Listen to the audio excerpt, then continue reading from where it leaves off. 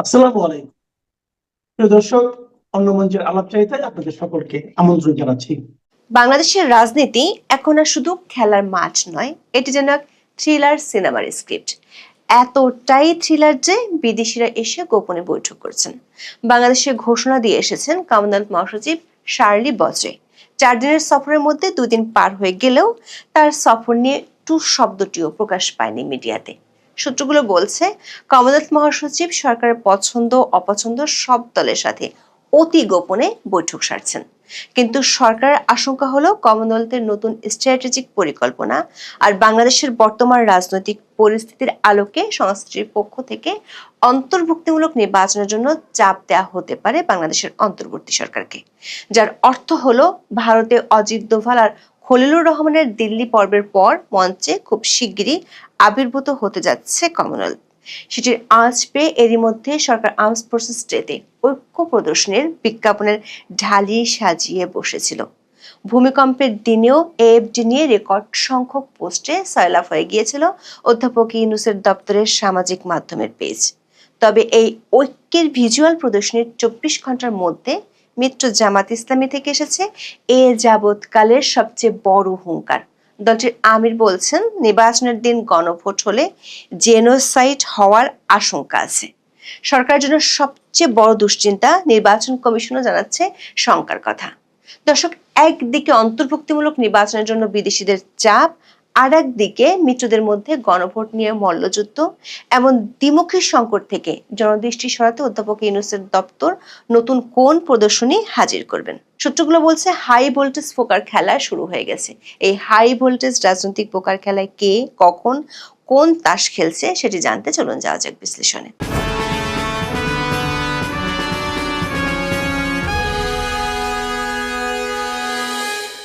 ঢাকা দিল্লির মাঝে এখন আর আগে সেই মিষ্টি সম্পর্ক নেই।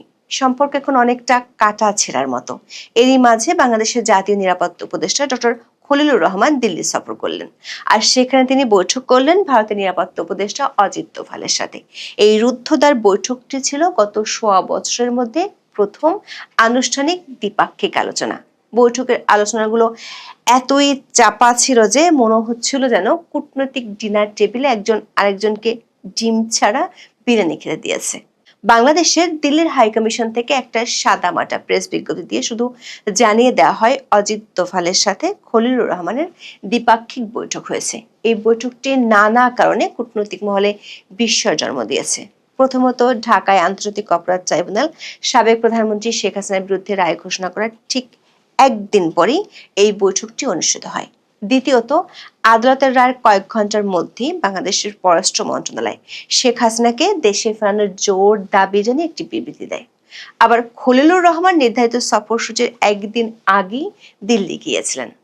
ফলে আনুষ্ঠানিকভাবে তিনি যে কলম্বো সিকিউরিটি কনক্লেভ বা সিএসসি এর বৈঠকে যোগ দিতে গিয়েছিলেন সেটি হয়ে যায় উপলক্ষ। আর দোভালের সাথে দ্বিপাক্ষিক বৈঠকটি হয়ে যায় লক্ষ্য। এনএসএ এর দ্বিপাক্ষিক বৈঠকটি তাই সিএসসির বহুপাক্ষিক আয়োজনকে ছাপিয়ে আলোচনার কেন্দ্রবিন্দুতে চলে আসে। ভারতীয় গণমাধ্যম ও দেশের একাধিক সূত্র বলছে, মূলত দুটি বিষয় নিয়ে এই বৈঠকে ভারতের পক্ষ থেকে আলোচনা করা হয়েছে। একটি হলো বাংলাদেশকে ঘিরে ভারতের আঞ্চলিক স্থিতিশীলতা ও নিরাপত্তাজনিত উদ্বেগ। আরেকটি হলো বাংলাদেশের সামনে নির্বাচন, যেটিতে দিল্লির মূল বার্তা ছিল ভারত চায় বাংলাদেশের সামনে নির্বাচনটি অন্তর্ভুক্তিমূলক হোক। দর্শক, এই অন্তর্ভুক্তিমূলক নির্বাচনের অর্থ কি? সোজা কথায়, গত 12 মে থেকে বাংলাদেশের কার্যক্রম নিষিদ্ধ থাকা আওয়ামী লীগকে নির্বাচনে অংশ নিতে দিতে হবে। ভারতীয় বিশ্লেষকরা বলছেন, ভারত আওয়ামী লীগকে কেবল রাজনৈতিক সমর্থন হিসেবে দেখছে না, বরং এটি তাদের কাছে প্রক্রিয়াগত বৈধতা নিশ্চিত করার একটি চাবিকাঠি। দিল্লির সূত্রগুলো বলছে, অজিত দোভাল বাংলাদেশের জাতীয় নিরাপত্তা উপদেষ্টা খলিলুর রহমানকে একটি বার্তা দিয়েছেন। সেটি হলো, যদি নির্বাচন মোটামুটি সুষ্ঠু, অবাধ ও অন্তর্ভুক্তিমূলক হয় তাহলে তারা বিজয়ী নির্বাচিত সরকারের সঙ্গে এঙ্গেজমেন্টে যেতে প্রস্তুত। বিশ্লেষকরা মনে করছেন, ভারতের এই বার্তা কূটনৈতিক পোকার খেলা, যেখানে তারা আওয়ামী লীগের রাজনৈতিক অধিকার প্রতিষ্ঠার বার্তা দিচ্ছে। দর্শক, দিল্লি পর্ব শেষ হতে না হতে মঞ্চে প্রবেশ করেছে কমনওয়েলথ মহাসচিব শার্লি বচে। তিনি বাংলাদেশের 4 দিনের সফরে এসেছেন। 24 নভেম্বর তার সফর শেষ হবে। প্রথমবারের মতো শার্লি বাংলাদেশ সফর করছেন। দর্শক, বাংলাদেশের প্রতিটি নির্বাচনের আগে কমনওয়েলথের মতো দাতা গোষ্ঠীগুলোর ভূমিকা থাকে স্কুলের প্রধান শিক্ষকের মতো। এর অর্থ হলো কমনওয়েলথ মহাসচিবের এই আগমন যেন স্কুলের প্রধান শিক্ষিকার বার্ষিক পরিদর্শন। তিনি দেখছেন ক্লাসের সবাই ঠিকমতো পড়াশোনা করছে কিনা। কমনওয়েলথের মহাসচিব গুরুত্বপূর্ণ একটি ঘোষণা দিয়ে বাংলাদেশে এসেছেন। কমনওয়েলথ সচিবালয় তার সফরটিকে 2026 সালের ফেব্রুয়ারির নির্বাচনের আগে বাংলাদেশের জাতীয় অভিযাত্রায় এক গুরুত্বপূর্ণ সন্ধিক্ষণ হিসেবে বর্ণনা করেছে। কমনওয়েলথ সচিবালয় থেকে দেয়া বিজ্ঞপ্তিতে বলা হয়েছে, সংস্থাটির মহাসচিব শান্তি, স্থিতিশীলতা, গণতন্ত্র, সুশাসন এবং জনগণের সমৃদ্ধির আকাঙ্ক্ষা পূরণে সহযোগিতা বাড়ানোর উদ্দেশ্যে বাংলাদেশে এসেছেন। কমনওয়েলথের সংবাদ বিজ্ঞপ্তিতে বলা হয়, শার্লি তার সফরে বাংলাদেশের অন্তর্বর্তী সরকারের প্রধান উপদেষ্টা অধ্যাপক মোহাম্মদ ইউনূসের সঙ্গে বৈঠক করবেন। এছাড়া তিনি রাজনৈতিক দলের নেতা, প্রধান নির্বাচন কমিশনার, বিভিন্ন দেশের হাই কমিশনার সহ অন্য প্রতিনিধিদের সঙ্গে বৈঠক করবেন।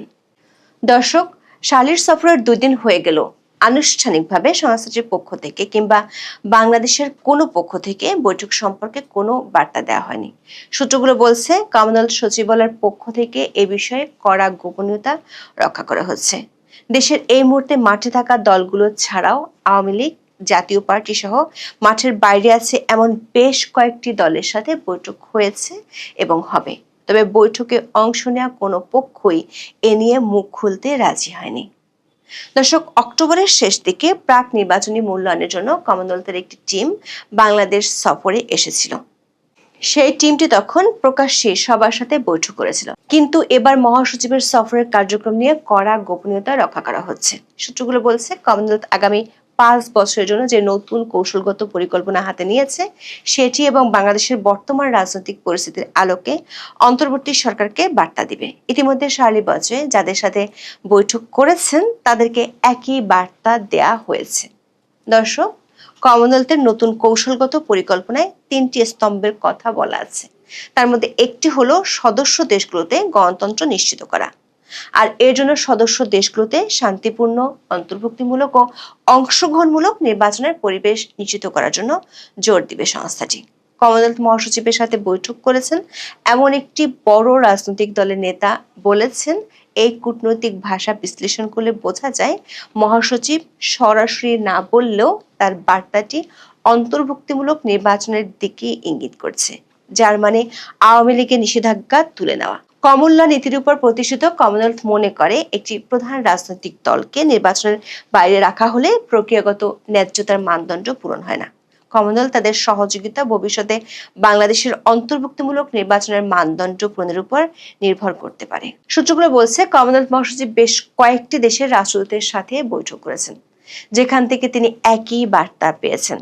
দর্শক, দেখা যাচ্ছে শুধু দিল্লি নয়, কমনওয়েলথ সহ অন্য বিদেশিরাও সফট ল্যাঙ্গুয়েজে গণতন্ত্রের মাপকাঠি বুঝিয়ে দিচ্ছে। দুটোই কিন্তু একই লক্ষ্যের দিকে ইঙ্গিত করছে, আওয়ামী লীগকে খেলায় ফেরাও। এমনকি অধ্যাপক ইউনূসের মিত্র বলে পরিচিত আটলান্টিকা সেন্টারের মতো আন্তর্জাতিক থিঙ্ক ট্যাঙ্কগুলো বলছে, আওয়ামী লীগকে বাদ দিলে আগামী সংসদ নির্বাচন বয়কট ও বৈধতার সংকটে পড়ে যেতে পারে, কারণ এতে সহিংসতার মাত্রা বেড়ে যেতে পারে। এমন আশঙ্কায় পেয়ে বসছে আন্তর্জাতিক মহলকেও। দর্শক, আন্তর্জাতিক মহলের এই বার্তা নতুন কিছু নয়। আওয়ামী লীগের নিষেধাজ্ঞা তুলে নেওয়ার জন্য বিদেশিদের চাপ আছে এমন কথা সরকারের পক্ষ থেকেও বলা হয়েছে। এমন বার্তা পেয়ে সরকার অবশ্য তার পুরাতন কৌশল নতুন করে ফিরিয়ে আনছে। সরকারের কৌশল হলো তার মিত্রদের সাথে ঐক্য মজবুত আছে এমনটি দেখানো। ঐক্যের দৃশ্যমানতা ফুটিয়ে তুলতে সরকারের পিআর গ্রুপ বেছে নিয়েছিল 21শে নভেম্বরের সশস্ত্র বাহিনী দিবসকে। বিষয়টি ফুটে ওঠে প্রধান উপদেষ্টার দপ্তরের ফেসবুক পেজের দিকে তাকালে। 21শে নভেম্বর বাংলাদেশে ভূমিকম্প অনুভূত হলেও প্রধান উপদেষ্টার দপ্তরের প্রচারণার আধিক্য ছিল সশস্ত্র বাহিনী দিবস কেন্দ্রিক। ভূমিকম্পের ঘটনায় প্রধান উপদেষ্টা দ্রুত বার্তা দিয়েছিলেন ঠিকই, কিন্তু প্রচারণার সর্বোচ্চ কৌশলগত গুরুত্ব পেল সশস্ত্র বাহিনী দিবস। প্রধান উপদেষ্টার দপ্তরের ফেসবুক পেজে সশস্ত্র বাহিনী দিবসের অনুষ্ঠানকে ঘিরে 20টি পোস্ট দেওয়া হয়েছে। এমনকি 22শে নভেম্বরও একটি রিল পোস্ট করা হয়েছে। অথচ ভূমিকম্প নিয়ে 2 দিনে দেওয়া হয়েছে 8টি পোস্ট। বলা যায়, যখন দেশের মানুষ প্রাকৃতিক দুর্যোগে কাঁপছে, চিফ অ্যাডভাইজারের পেজ তখন শর্ট ফিল্ম বানাচ্ছে সামরিক বাহিনীর বীরত্ব নিয়ে। যেন ভূমিকম্পের চেয়ে সামরিক বাহিনীর গুডবুকে থাকাটাই বেশি জরুরি। অথচ বাংলাদেশ সেনাবাহিনীর পেজে নিয়ে পোস্ট ছিল মাত্র 2টি। প্রশ্ন হলো, অধ্যাপক ইউনূসের দপ্তরের এই প্রচারণার উদ্দেশ্য কি? গত কয়েক মাস ধরেই রাজনৈতিক মহলে গুঞ্জন ছিল যে ডক্টর ইউনূস এবং সেনাপ্রধানের মধ্যে দ্বন্দ্ব তীব্র, কিন্তু আর্ম ফোর্সেস এর অতি প্রচারণার মাধ্যমে সরকার এবং সামরিক বাহিনীর দৃশ্যমান সহযোগিতা সর্বোচ্চ গুরুত্ব দিয়ে তুলে ধরা হয়। এটি অভ্যন্তরীণ বিরোধীদের এই আন্তর্জাতিক অংশীদারদের কাছে এই বার্তা দিতে চাইছে যে সামরিক বেসামরিক নেতৃত্ব ঐক্যবদ্ধ। এমনকি অধ্যাপক ইউনূসের জাতীয় ঐকমত্য কমিশনের মতোই সশস্ত্র বাহিনী দিবসের রাষ্ট্রীয় অনুষ্ঠানেও অনেকগুলো রাজনৈতিক দলকে দাওয়াত দেওয়া হয়নি, যারা আনুষ্ঠানিকভাবে নিষিদ্ধ নয়। দেখলে মনে হবে এটা যেন রাজনৈতিক বিয়ে বাড়ির দাওয়াত, যেখানে বিশাল এক দলকে বলা হলো, আপনারা পুরানো ব্যাচ, আপনাদের মেনুতে জায়গা নেই। অধ্যাপক ইউনূস তার বড় মিত্র বিএনপির মন রাখতে স্বাধীনতার ঘোষণা কে দিয়েছেন সেটিও বললেন। অথচ স্বাধীনতা যুদ্ধের সবচেয়ে বড় নায়ক বঙ্গবন্ধু শেখ মুজিবুর রহমান ও বাঙালির আপামর মুক্তিযোদ্ধাদের স্মরণই করলেন না। এ নিয়ে সামাজিক মাধ্যমে সমালোচনার ঝড় উঠেছে। কারণ 1971 সালের 7ই মার্চ ছাড়া যে স্বাধীনতা যুদ্ধে শুরু হতো না, সেটি বেশিরভাগ মানুষই মনে করে। দর্শক, আওয়ামী লীগকে নিয়ে বিদেশিদের চাপের বিরুদ্ধে অধ্যাপক ইউনূস আপাতত বড় মিত্র বিএনপিকে কাছে পাচ্ছে। বিএনপি নেতা সালাউদ্দিন আহমেদ 22 নভেম্বর বলেছেন, আওয়ামী লীগ রাজনীতি করতে পারবে না, যদিও দলটির মতিগতি বোঝা দেয়। কিছুদিন আগে দলটির মহাসচিব বলেছিলেন তারা কোনো রাজনৈতিক দল নিষিদ্ধ চায় না। তবে বিএনপিকে কাছে পেলেও আর এক মিত্র জামাত ইসলামীকে এখনো পুরোপুরি বাগে আনতে পারছে না অধ্যাপক ইউনূস। গণভোট ইস্যুতে অধ্যাপক ইউনূসের মিত্রদের মধ্যে যে মান অভিমানের খেলা চলছে, তাতে ভয়াবহ হুঁশিয়ারি দিয়ে বসেছেন জামাত ইসলামের আমির শফিকুর রহমান। 22 নভেম্বর চট্টগ্রামে তিনি সরকার উদ্দেশ্যে বলেন, নির্বাচনের দিন গণভোট হলে জেনোসাইড হওয়ার সম্ভাবনা আছে। দর্শক, বাংলাদেশে জেনোসাইড হয়েছিল 1971 সালে। এরপর এমন হুঁশিয়ারি কেউ কখনো দেয়নি। সম্ভবত জামাতের আমির খুব কমই কথা বলেন এবং হুঙ্কার দেন। ফলে তিনি যে এখন বলছেন জামাত গন্তব্যে না পৌঁছানো পর্যন্ত কোনো কিছু থামানো যাবে না, কারো কাছে, কোনো পরিবার দলের কাছে জামাত দেশের ইজারা দিবে না, এমন বার্তা সরকারকে বেশ বেকায়দায় ফেলে দিয়েছে। বিএনপি অবশ্য জামাতের এমন হুঙ্কারকে টিপ্পনি কেটে উড়িয়ে দিচ্ছে। তাদের কাছে প্রিয়া নির্বাচন নিয়ে জামাতের আন্দোলন যমুনা থেকে গঙ্গার কিনারায় সরে গেছে। সরকারের ঘনিষ্ঠ মিত্রদের মধ্যে এমন মল্লযুদ্ধের মাঝে শঙ্কার কথা শোনাচ্ছেন প্রধান নির্বাচন কমিশনার। তিনি বলছেন, একই দিনে সংসদ নির্বাচন ও গণভোট আয়োজন করা বেশ চ্যালেঞ্জিং। দর্শক, একই আশঙ্কার কথা সরকারের বিদেশি মিত্ররা এরই মধ্যে সরকারকে জানিয়ে দিয়েছে। এছাড়া 42,000-এর বেশি ভোট কেন্দ্রে সিসি ক্যামেরা স্থাপনার কাজকে দানবীয় অভিশাপ মনে করছে নির্বাচন কমিশন। এছাড়া আছে পোস্টাল ব্যালটের মাধ্যমে প্রবাসীদের ভোট চালু করার জটিলতা। ইসির যে বক্তব্য তাতে পরিষ্কার, ডক্টর ইউনূসের পক্ষ থেকে যেভাবে ইতিহাস সেরা নির্বাচনের কথা বলা হয়েছে, তার ধারে কাছেও নেই মাঠের বাস্তবতা। দর্শক, সব মিলিয়ে বাংলাদেশের গণতান্ত্রিক উত্তরণ এখন আন্তর্জাতিক চাপ এবং অভ্যন্তরীণ কৌশলের এক চরম দ্বন্দ্বে আটকে পড়েছে। একদিকে বিদেশিরা অন্তর্ভুক্তিমূলক নির্বাচনের উপর জোর দিচ্ছে, যার জন্য আওয়ামী লীগের নিষেধাজ্ঞা প্রত্যাহার করা জরুরি। অন্যদিকে অন্তর্বর্তী সরকার সামরিক সমর্থনের প্রদর্শনী এবং কৌশলগত বর্জনের রাজনীতির মাধ্যমে প্রধান রাজনৈতিক প্রতিপক্ষকে ক্ষমতার বৃত্তের বাইরে রাখতে বদ্ধপরিকর। কিন্তু সেখানে পাচ্ছে মিত্রদের কাছ থেকে জেনোসাইডের মতো ভয়াবহ হুঁশিয়ারি। প্রশ্ন হলো, অন্তর্বর্তী সরকারকে আন্তর্জাতিক পরামর্শ মেনে আওয়ামী লীগকে ফিরিয়ে আনবে, নাকি বহুল প্রচার করা লোক দেখানো ঐক্যের উপর ভর করে একটি সীমিত নিয়ন্ত্রিত রাজনৈতিক পরিসরে ক্ষমতা হস্তান্তর করবে? মানে বাংলাদেশের গণতান্ত্রিক উত্তরণ অন্তর্ভুক্তিমূলক হবে কিনা তা কেবল ভোটের উপর নির্ভর করছে না, বরং কিছু কৌশলগত পোকার খেলায় কে জেতে তার উপর নির্ভর করছে। পরিস্থিতি এতটাই জটিল, মনে হচ্ছে যেন কূটনৈতিক দাবার বোর্ডে সাদা গুটিগুলো বারবার কালো গুটিদের এগিয়ে চলছে, আর সরকারের দেশি বিদেশি মিত্ররা দূর থেকে হুইসেল বাজাচ্ছে, ফাউল ভাই ফাউল। এই রহস্যের জট কবে খুলবে তা হয়তো অল্প কিছুদিনের মধ্যেই পরিষ্কার হয়ে যাবে। আসসালামু আলাইকুম। ধীরে ধীরে থলের বিড়াল বেরিয়ে আসছে এবং অনেক কিছুই আমাদের সামনে দৃশ্যমান হচ্ছে, আরো হবে। জামায়াতের আমির ডাক্তার শফিকুর রহমান সাহেব ভয়ঙ্কর একটি মন্তব্য করেছেন, একটা বিশেষ ইঙ্গিত দিয়েছেন তার বক্তব্যের মধ্য দিয়ে। বক্তব্যটি হচ্ছে, তিনি শনিবার চট্টগ্রামে একটি অনুষ্ঠান শেষে সাংবাদিকদের বিভিন্ন প্রশ্নের অ্যান্সার করতে গিয়ে একটা জায়গায় বলছেন যে জাতীয় সংসদ নির্বাচন এবং গণভোট যদি একই সঙ্গে একই দিনে অনুষ্ঠিত হয় তাহলে সেক্ষেত্রে নির্বাচনের জেনোসাইড হওয়ার আশঙ্কা রয়েছে। তার মানে কি? জেনোসাইড শব্দটা তিনি কেন ব্যবহার করলেন? জেনোসাইড বলতে কি বোঝায় সাধারণত? যে যদি ইচ্ছে করে একটি নির্দিষ্ট গোষ্ঠীর মানুষকে হত্যা করা হয় তাহলে সেটি জেনোসাইড। তিনি বলছেন নির্বাচনের জেনোসাইড। কি বোঝাতে চেয়েছেন তিনি?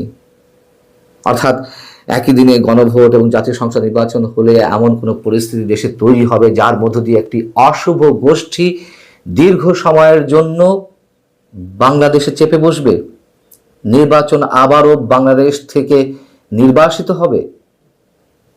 তিনি এই কথার ব্যাখ্যা করেননি যে একই দিনে গণভোট এবং নির্বাচন অনুষ্ঠিত হলে কি হতে পারে। একটা ভয়ঙ্কর অনিশ্চয়তার মধ্যে আমরা যাচ্ছি, বরাবরই বলে আসছি। এবং জামাত যে গণভোটের জন্য পাগল হয়ে গেছে, কেন এই পাগল হয়ে যাওয়া? জামাত কি ধরে নিয়েছে যে গণভোট অনুষ্ঠিত হলে সংস্কারের ইস্যুতে কিংবা পিআর পদ্ধতির ইস্যুতে হ্যাঁ জয়যুক্তই হবে? কিভাবে ধরে নিল তারা? এবং যদি না জয়যুক্ত হয় তাহলে সেক্ষেত্রে কি হবে? এগুলো আর কিছুই না। আমি প্রথম থেকে বলে আসছি, আপনাদের নিশ্চয়ই মনে থাকার কথা, যে শেষমেশ এই জামাতে ইসলামী কিংবা এনসিপি এমন একটা ভয়ঙ্কর পরিবেশ এইখানে এদেশে সৃষ্টি করবে যখন বলা হবে যে নির্বাচনের পরিবেশ নেই। তার কারণ তারা বর্তমান সরকারের সময়টিকে বিলম্বিত করতে চায়, নির্বাচন বিলম্বিত করতে চায়। তার যথেষ্ট কারণ আছে।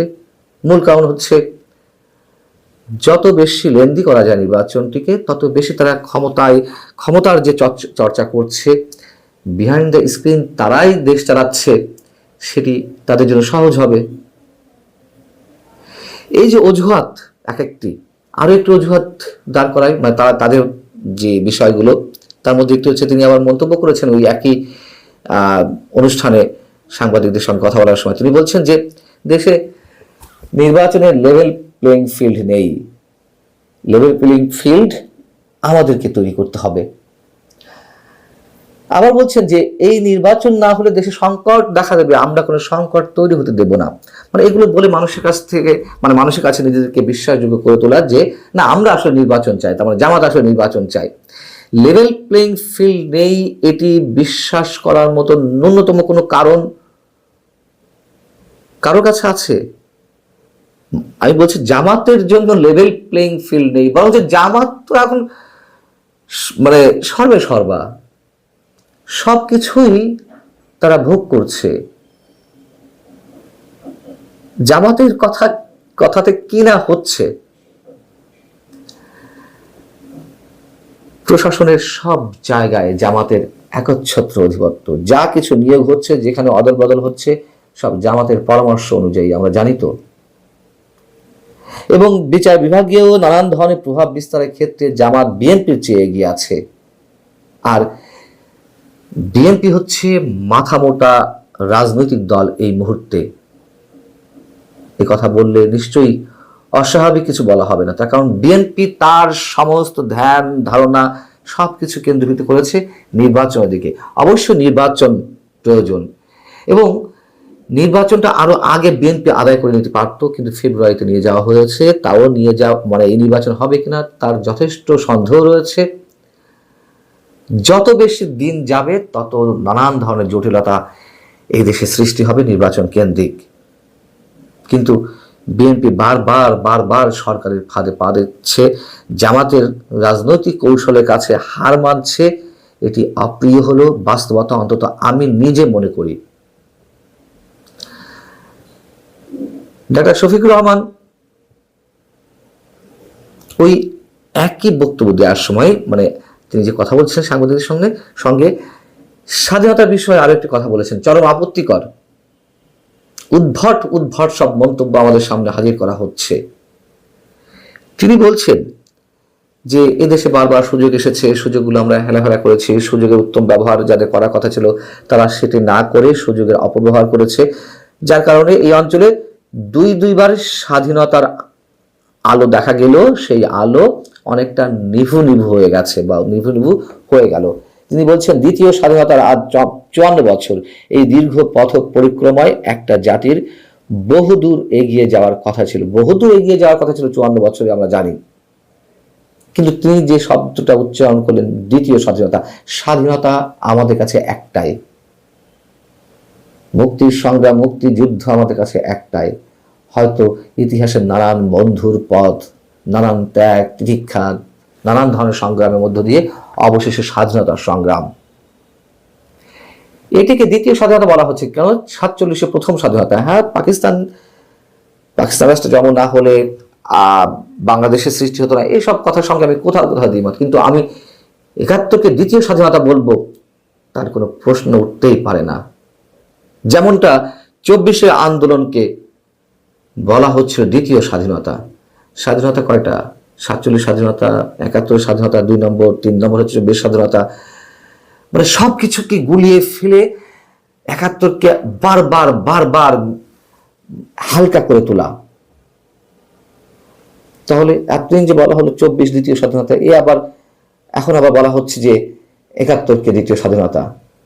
উদ্ভট সব কথাবার্তা, এইগুলোর অবতারণা করে কিছুই না, শুধুমাত্র ঘুরে ফিরে আমাদের হাজার বছরের শ্রেষ্ঠ অর্জন মুক্তিযুদ্ধকে কতটা হালকা করা যায় সেই অপচেষ্টা।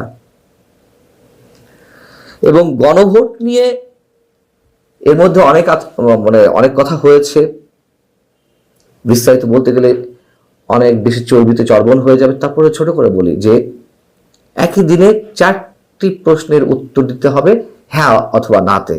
আপনারা জানেন নিশ্চয়ই, সেটা হচ্ছে যে নির্বাচনকালীন সময়ে তত্ত্বাবধায়ক সরকার, নির্বাচন কমিশন এবং অন্যান্য সাংবিধানিক প্রতিষ্ঠান জুলাই সনদে বর্ণিত প্রক্রিয়ার আলোকে গঠন করা হবে, হ্যাঁ কিংবা না।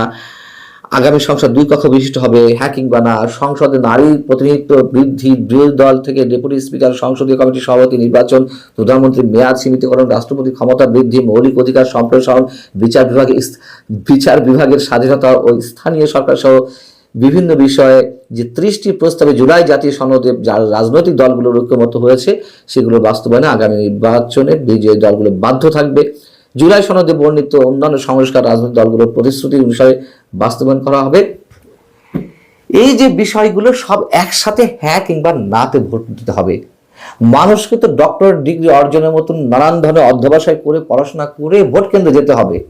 এটি কিভাবে সম্ভব? এতগুলো প্রশ্নের উত্তর একবারে হ্যাঁ কিংবা নাতে দিতে হবে। যদি কেউ উচ্চ কক্ষ পছন্দ করে কিন্তু তত্ত্বাবধায়ক পছন্দ করছে না, তার উত্তরটা কিসে দিতে হবে, কিভাবে দিবে? উদ্ভট সব আয়োজন আমাদের সামনে চলছে। এই যে ঐক্যমত্য কমিশন, এটি সম্বন্ধে আমি বারবার বলেছি, জাতীয় ঐক্যমত্য কমিশন একেবারে দেওয়ান থেকে বলে আসছি, একেবারে টাইম পাসিং একটা ইভেন্ট তারা নিয়ে আসছে, কিচ্ছু হবে না সংস্কারে, বারবার বলে আসছে। আর যে উদ্ভট গণভোটের আয়োজন করা হচ্ছে, কি হবে এই গণভোটে? ভালো থাকুন সবাই, আল্লাহ হাফেজ।